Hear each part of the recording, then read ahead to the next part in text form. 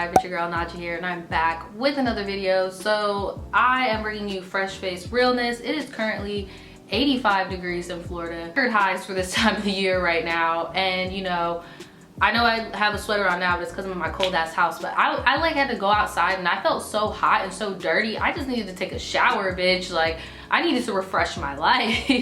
So for starters, I want to thank all of you guys for being so understanding about my one-day break. And you know, I thought I was going to be out for the count way longer than that. A lot of you guys yesterday were like, Naja, get some rest. What are you doing, bitch? You're sick. And like, no, I'm not sick anymore. I'm doing much better. As you guys can tell, I have my voice back. And that was just mainly the main thing I was concerned about, was not having my voice. So yeah, we're all good. We're all good in the hood, sis. We're all good in the hood. So today we are going to be doing a Tribe Tea segment. That is when you guys send me in your stories and we react to them, we keep keys to them, and we give you advice. I do a live Tribe Tea and then a pre-recorded Tribe Tea like I'm doing now. I have not done a live Tribe Tea in so long because bullshit just keeps popping up. Hopefully, you know, we'll be able to do one soon, but for now we're just gonna do it this way. Please give this video a big thumbs up if you are into these type of videos, and yeah, let's just get right into it. So this one is short. It's called I Got the Tea, but it's short. Okay. Hi, I love your videos. So I got some tea to spill. So last year I made a new best friend who shared common interests with me. Over the summer we would chat and would hang out once we got into the new school year. But then she had the audacity to hang out with popular kids. Now I told her that was fine, just don't ditch us. But guess what? She did. So I would rant about her to my other best friend who I can trust. Then my other best friend told her, even though she said stuff about her too. Then I got into this whole mess of her hating me because I got one of the things she did mixed up in one of my rants. She victimized herself even though she was the one putting me down and ditched me. Now she rarely talks to me and has a grudge to it or something. And that's where the story ends. I don't know if you meant to add more stuff or what, but so far I feel like this is coming from a younger person because dude, the popular kids really, like, shit, some people just grow apart, and there are some people that will pick somebody else over your ass, and it sucks, but just move on for real. Like, I don't know what to tell you because you didn't finish the story, and I don't know if this is the end or what, but this just sounds really childish. I would just end the whole grudge and end the whole feud and just stop talking to her. Let her move on, let her do her thing. If she wants to be friends with people you're not friends with, then it just is what it is. Like, people are allowed to be friends with more than one social group, whether they're popular or not. But since she decided she'd rather just have popular friends than fuck you, well, fuck her. Fuck her. Like, don't talk to her anymore. What do you guys think? This one is called Whatless and Confused. I'm confused what whatless means. I love your channel, keep doing you, thanks boo. Okay, on to the tea. So there's this guy named Mike who I met our junior year of high school. I'm a freshman in college now and we became friends, but of course my Pisces ass caught feelings but kept them to myself. Fast forward to the senior year, he moved to another city and we reconnected over social media and we started talking. We never met up because he was always working and training to join the army and I was busy with band. This past summer, I was diagnosed with depression and I told Mike about it and that I wanted to focus on my mental health instead of a relationship, and he completely understood and we decided to be friends. Cool. Basic training in July and we barely talked, and he came back in November. He came back talking about how he missed me and how he wanted to come home to me and blah blah blah. So I asked if he was ready to be in a relationship and he said he had to think about it because he doesn't know where he was going to be deployed and didn't know if he could handle a long distance relationship. I totally understand, but he barely texts me like days on end, or he'll leave me on red, and he hasn't made moves to come see me, and we live 30 minutes away and he has a truck. I don't. He's giving me mixed signals. He'll say stuff like he wants someone to fight for and to love, and now he wants to marry me and have his kids. Girl, these military men, like, I'm gonna let you finish. When I ask him, has he decided if he wants to be in a relationship, he still doesn't know. He still hasn't given me an answer. I don't know if I should wait or just let him go. He is a Gemini, by the way. Last time I checked him, the last time I asked him, he said he was close to a decision. I don't know. I don't mind if we don't text every day, but at least say, hey, I'm busy, and I'll be cool, but I'm just left here whatless and confused. I'm sorry if this doesn't make sense, but sis, the situation doesn't make sense. LOL. P.S. If you do this in a live stream, I'll probably be there if you need clarification. Okay, so I don't need clarification. It's pretty cut and dry. You did a really good job explaining the situation. Honestly, I would leave him alone. I would leave him alone. Like, he got way too much shit going on. And a lot of these military men always be having all this shit going on, but they just want somebody that is all about them and that will hold them down and that they have somebody to come back to when they're done doing what they doing. But to be honest, I would not put all of your eggs in one basket like that. And then the fact that he knows that you suffer from depression and he over here playing with your feelings on this, I don't know, I think I might have made up my mind, but hit me back up on Tuesday type attitude is really fucking trash. I would just be his friend and leave it at that, because at this point, the way you guys are communicating, it doesn't even seem like anything is, you know, I don't know. What do you guys think? You sent me this in the beginning of January and it's about to be March, so I really hope that we can get back on the live Tribe Tea so we can bust out more stories and like get caught up, because you guys have really been emailing recently. But yeah, I feel like you should not be so bent up on him. I hope you're not still bent up on him. I hope you have left his ass alone or friend zone the fuck out of him, because I just don't like how he's playing you like that. Okay, so this one is called I Unwillingly Lived with My Ex for 6 months. Did he kidnap you, sis? Like, how did you unwillingly live with somebody for a whole 6 months? Girl. Hey Naja, I want to start off by saying I love you and your videos, and I've been watching you since the nipple piercing video. Damn, OG Tribe member, let's go. I love watching your Tribe Teas, and I've been wanting to email you this story for a while, but a lot has happened and didn't really want to get all of it, but now it's funny and a great life lesson. My name is K. If you do a video on this, keep my name private, please. K would be fine. Y'all, if y'all want your name private, stop writing your name. Like, make up a name. So she wants me to call her K. Hopefully she hasn't written her name all up in this. And I'm 19 at the moment. It starts off with me being a senior in high school and I met this boy. Nick, call him Scott for the video. Towards the middle of the year, he moved from Detroit to where I live, a really small town in Tennessee. He was very quiet, but I thought he was cute, and I was mistaken. I began to hear around school that he had a crush on me, so we started texting and I started to like him.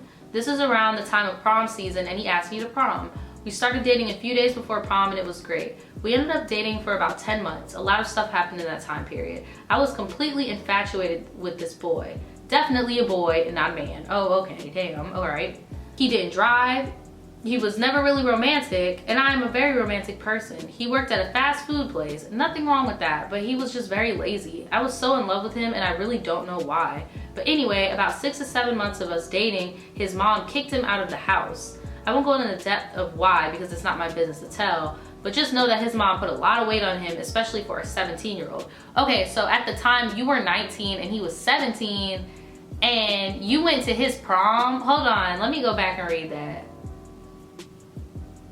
You said you're 19 at the moment. So at the moment of you writing this, you're 19. Let's just hope that you were also 17 at this time. But if he was 17 at that time and he didn't drive and he worked at a fast food restaurant, like, sis, you're kind of giving him a little too much. Like, that's normal for 17-year-olds. Like, there's a lot of 17-year-olds that don't know how to drive and a lot of 17-year-olds that work at McDonald's and Burger King. Like, you were giving him a little bit too much. But damn, his mama kicked him out at 17. That's harsh. He had nowhere to live. So I begged my parents to let him stay with us for a while until he could get onto his feet and get his own place, and they reluctantly agreed. He wasn't allowed to sleep in my room, no doors closed, and I was fine with that. I was just happy I could live with my best friend. A few days after him living there, he quits his job. Oh, no sir. No sir, he's trying to finesse your family. He's trying to take advantage of your kindness. Like, excuse you, sir. No. Without another one to take its place. Like, come on now. The only reason my parents let you stay here was for you to save money. And I think it's common knowledge to have a job lined up if you plan on quitting your current one. He didn't have a job for about a month or two. I helped cover a lot of his bills for him. I know, you don't have to tell me I was a dumbass. And I would tell him every day to get a job. He just wouldn't. He would sleep or play video games all day. I even had a job lined up for him where I worked and he never went to the orientation.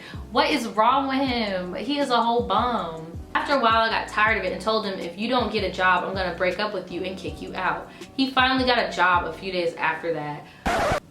That's all it took. That's all it took. Sis, I would have been like, look, once he quit, I would have been like, bro, you trying my parents. Like, you need to get the fuck out. Like, I'm sorry, I love you, but you gotta fucking go. You're gonna have to figure some shit out. And another thing, my parents would have hit up his mama with the quickness. Like, why the fuck you got this minor out in the street?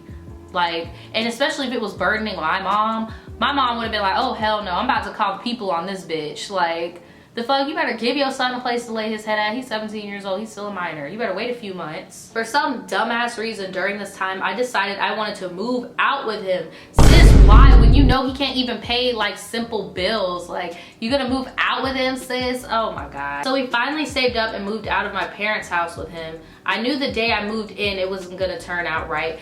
Telling you guys, like, you literally know the vibe. Like, every time I moved in with somebody and I knew it wasn't a good fit, the first night was always awkward. Like, please peep game on that shit. Please do. I bought everything in the house. He got mad at me because he didn't want to help me pick out the living room furniture, and when I did, he didn't like it. So he made me move it in and put it all together myself. How you got the nerve to not like something and you didn't pay for it? Like, what the fuck? That sounds like how my first roommate was. She was always bitching about certain things that she ain't paid for. Like, this man got the nerve. But at least my first roommate had a fucking job, bro. You don't got no fucking job. Like, what the fuck? He started to grow very disrespectful towards me, and after about a month of us living together, I broke up with him. This is where the fun starts. He wouldn't leave. Is his name on the lease? If his name is on the lease, sis, I'm sorry, you're bugged, but he doesn't have to leave. Like, that's technically his place too. Out. I wanted to take over the apartment and him leave, and rightfully so. I had paid for everything in that house. The only thing he had in that apartment that he paid for was his clothes. Everything else came out of my pocket or were housewarming gifts from my parents. But yeah, he wouldn't leave, and I couldn't kick him out because his name was also on the lease. And apparently it's illegal to lock someone out of their own house. I don't fucking know. It's not illegal, it's just if you change the locks, because I tried to do that shit with my old roommate too before I had to finesse her and give her the fake eviction notice, if you guys watch that story time. But I tried to do that too. I tried to change the locks on the door and lock her out. But if she wanted to, she could just go to the leasing office and they'll just give her a copy of the new key, because her name was on the lease. His name's on the lease. If you change the locks, it's not illegal. He could just go up to the leasing office and get a new key. Like, it wouldn't be anything that would get taken to court or the cops need to be called. 3 months, it was him going out every night partying, not coming back until 4 in the morning, drunk half the time. One time I called him around 4 a.m. and my brother's girlfriend at the time answered his phone sounding half asleep. After she figured out it was me, she hung up. What is she? Family affair? What's going on here, sis? Keep in mind that me and Scott and my brother and his girlfriend were very close. Me and my brother's girlfriend were very, very close at the time, so I was very mad at her. She later on lied about that whole night and said she was raped by my brother's best friend to cover up her sleeping with him consensually, and to give a reason as to why Scott was there, which is a story for another day if you want to hear it. So this girl lied and said that she was raped because she cheated on your brother consensually. You know, a girl recently just went to jail for that shit. That's nothing to play about. Anyway, he would never be home unless he had to sleep or take a shower. If he did come home, he would bring 5 to 6 random niggas in my house, and I would show up from work not knowing what the fuck was going on. So we moved in around the end of February. In May, me and my family went on a cruise for about a week and a half. He decided that he wanted to go to Detroit to visit family at the same time, and I was kind of relieved that he was leaving when I was, because I didn't want him in there without me knowing who or what he was doing in there. I know that's right. I don't give a fuck. Like, if y'all broken up, you can fuck whoever you want, but don't be having these strangers in my house when I'm not there, and then they know that you're alone. They could steal shit. Like, no. I have a great time on my trip, almost completely forgetting about the situation. I come back home and there's a big plastic tote full of clothes in my living room. I didn't think anything of it. The next day, I see his brother sleeping in my living room. You gotta go. Like, you have to go, girl. If I was you, I would have got my daddy and we would have went up into this house and we would have told this man, like, hey sir, you're coming with us to the leasing office and you're gonna sign over your rights to this apartment and make me head of household, and you need to fucking go because you're not paying any bills. Like, you got the nerve to invite your old stank ass brother. Girl, no. Oh my god. Oh my god. He moved in his brother without even asking me. I threatened to call the cops on him. I told my landlord, but there really isn't anything he could do. He's a shitty landlord, and I was stuck again. Girl, all you had to do, because this is exactly what I did to get my old roommate out. All I did is I was like, my roommate is violating our lease by bringing a third party into the place. And the only way to protect his credit is if he walks his little happy ass up there and signs his name off the lease, so therefore everybody else can leave except you, because that's trifling as fuck what he's doing. They ate up all my food. They didn't clean up after themselves. His brother smelled like straight up armpits and stank my house up. I swear to God, bruh, it was awful. Oh yeah, I forgot to mention, when he left for Detroit, he didn't tell his job he left, so he came back to clock into work and found out he got fired. His brother paid some of his half of the bills. As far as I know, he hasn't had a job since, and he's got fired this May. But anyways, that was my life until one day I was at my parents' helping them move into their new place, and my dad and brother got the idea of, if the only reason they came home is to sleep, why would they come home if they had nothing to sleep on? So we took my parents' U-Haul to my house and moved out everything. The couches, the table, my rug, so they couldn't sleep on anything. It was great. Petty, but great. Girl, I had to do the same thing too, except with my first apartment, I just told people you're not allowed to sit on anything that belongs to me, which was my couches, my dining room, all of my shit, and people just stayed in their room because, like, bruh, what? That was a smart move. Kept my bedroom door locked so they couldn't sleep in my bed. I got home after moving all of my furniture and woke up early the next morning to go to work, and both of their asses was sleep on the hardwood floor with no blankets, blankets. Sure enough, about a week after that, they moved out and my landlord removed his name off my lease. Him and his brother moved out around the beginning of July, so a pretty big chunk of my year was absolute hell.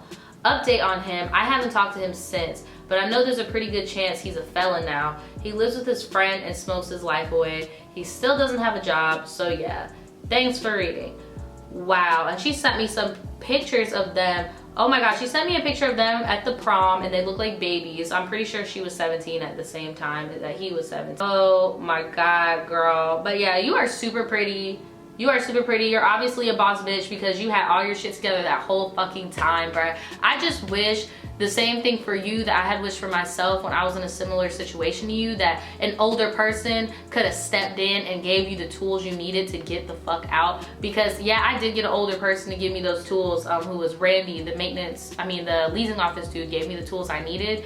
But it's like, you could have been got them out, bruh. And I really wish I could have helped in some way to like ease that stress. But I am so glad you guys are out of this situation.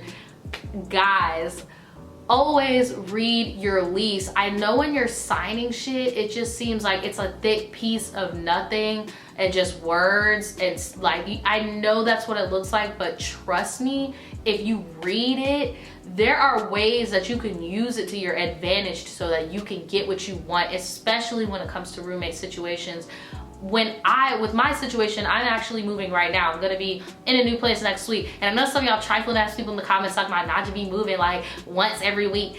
Y'all are gonna understand why I moved in March. With my story time movie, I'm gonna give you guys all the tea of what's really going on behind the scenes with me. Me reading my lease really helped me in the situation that I'm in right now, and why this move is not affecting my credit. Because another person had a question on like, how am I moving so early? Like, when you read your lease and you get to decide, I got the option to decide what I can do when I break my lease. There was two options. One option was pay double the rent, and another option was pay rent for each month until they rent out the unit. Obviously the smart person choice was to be just pay 2 times the rent, because if they know they're getting rent from you when you're not even living in a spot, they're just gonna hold off on renting out your unit. So that's how I'm able to move, because I read my lease and I chose my stipulations well. So guys, like, trust me, please read your lease. Don't just be flipping through the pages, sign here, initial here, because you're excited that you're getting a spot, especially when you have a roommate, and especially if it has to do with a significant other. Like, please read your lease. Please do not move in with somebody that is not showing financial responsibility. Like, it's just so important that you dot all of your I's and curve all your Y's, because it's like, this is your credit. Like, you do not want to fuck up your credit, man. You really fucking don't want to fuck up your credit. Now let me know if any of you guys ever been in a situation like that. You guys know I have. I made a whole video about it. Let me know in the comments below if you have. If you have any more advice when it comes to like signing lease agreements or having roommates or stuff like that, leave it in the comments below for anybody that's thinking of moving out with roommates. I feel like when you move in with your significant other, Like, you did it perfect with the trial run because he lived with you at your parents' house first before there were bills involved, and you saw all those red flags right firsthand. Like, I had a period of time where me and Daniel lived with my grandma for a little bit, and like, we just naturally have a flow of living together where it was like, this isn't gonna be a problem. But I lived with my first roommate at my grandma's house, and there were a lot of red flags that I kept ignoring because I had history with the person. So it's like, some people can be really cool with each other, but living with somebody is a completely different story, and you guys really need to be careful. It ain't no joke out here. Adulting is no joke, okay, bitch? All right, guys, that is pretty much it for this tribe tea. If you guys want any more of your stories read on this channel for these videos, please email me in the email in the description below, and I will see you guys next time. Bye.